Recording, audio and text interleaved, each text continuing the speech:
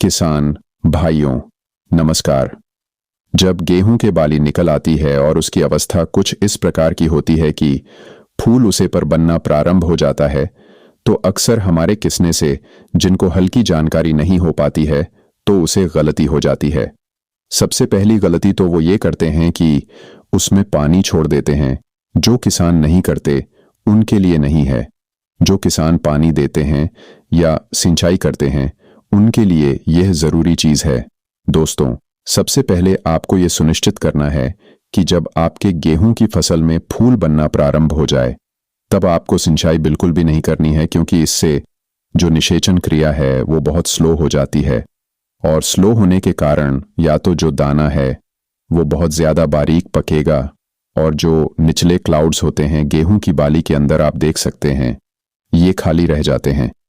तो आप भूल कर भी जब फूल बन रहा हो तब से चीन करें।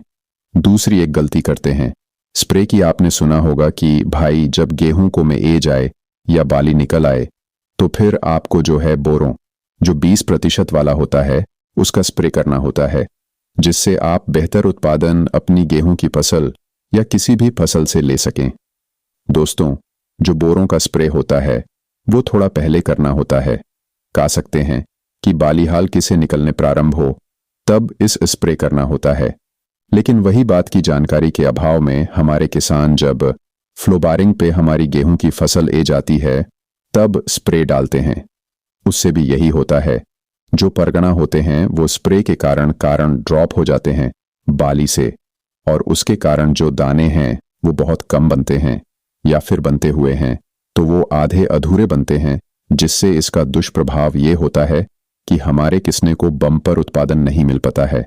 तो दोस्तों, जो 2 गलतियां मैंने अक्सर की जाती है उनके बारे में बताया कि फ्लोरिंग के टाइम पर एक तो आपको सिंचाई बिल्कुल भी नहीं करनी है, दूसरा स्प्रे बिल्कुल भी नहीं करना है। आपको करना है, आपकी फसल है, आपकी खेती है, कि वहां पर ऐसा कौन सा समय होगा जब बाली निकल रही हो, उसे अवस्था में हमें सिंचाई करनी है फ्लोरिंग के टाइम से कुछ पहले।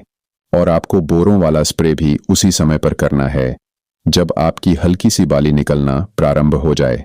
दोस्तों, ये छोटी छोटी गलतियां हमें छोटी लगती हैं, लेकिन इसके दुष्प्रभाव बहुत बड़े होते हैं, जिससे हमारा उत्पादन घट जाता है। तो ये गलती आप भी ना करें।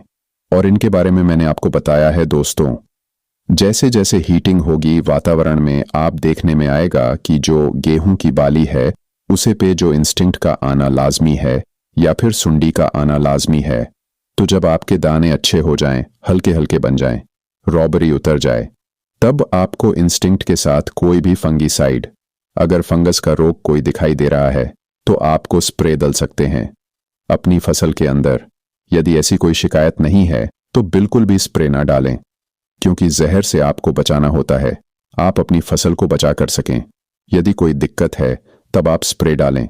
लेकिन जो मेजर गलती जो बताई थी, 2 की फ्लोरिंग पे एक तो सिंचाई ना करें और एक स्प्रे ना करें, ये चीज आपको बहुत विशेष तौर पर ध्यान रखनी है। दोस्तों, आज के वीडियो में दी गई जानकारी आपको कैसी लगी आप बता सकते हैं। किसान भाइयों नमस्कार।